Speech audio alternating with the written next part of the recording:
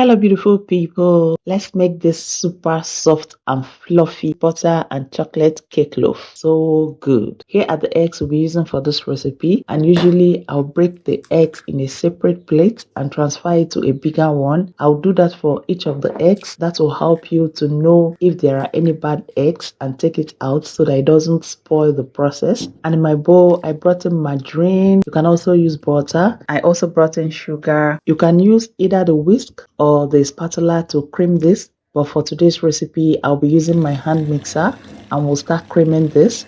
Initially you can see it's still very yellow, and we'll cream this between 5 to 10 minutes. Remember to always clean the sides of your bowl and everything will be mixed well. As you continue creaming this, you observe that it has gotten bigger in quantity. It's no longer as yellow as before. It's now a very light shade of yellow, and I'll start bringing in the eggs one after the other. I'll mix till all the 4 eggs are properly mixed in. Also remember to clean the sides of your bowl from time to time. It's very important so that everything will be properly mixed. When I brought in the last egg, I also brought in vanilla flavor. You can use any flavor of your choice, and we'll mix all this in to combine properly, and we'll set this aside. In another dry bowl, I brought in flour, baking powder, salt, nutmeg powder, and we'll sift this out. It's important to sift your flour for cake. It helps breaking the flour molecules and give you very good cake. And we'll start bringing in this dry ingredient into the wet ingredients. I will not be adding this all at once. I'll bring it in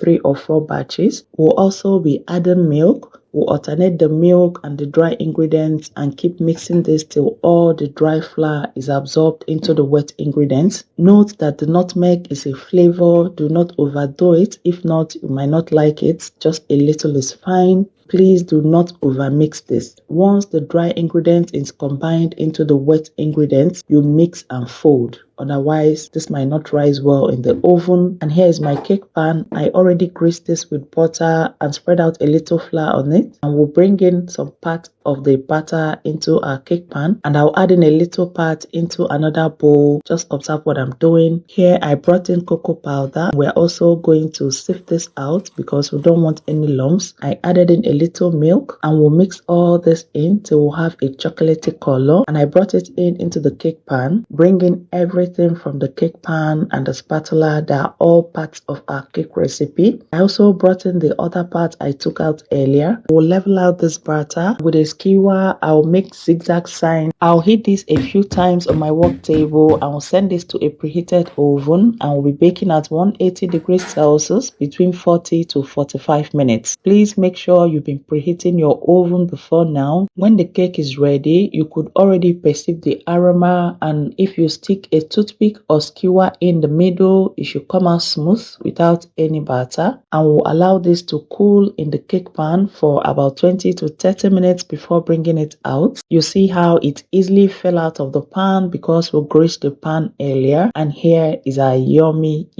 cake. Let's have a slice. I always say that homemade recipes are the best, and every meal is possible in your kitchen. I hope you learned a thing or more from this video. Remember, at Glory Homemaker, we give you value for your time. This cake is soft, fluffy, moist, and yummy. I hope you try this and let me know how it came out for you. Thank you for watching, and see you in my next video. Enjoy your cake.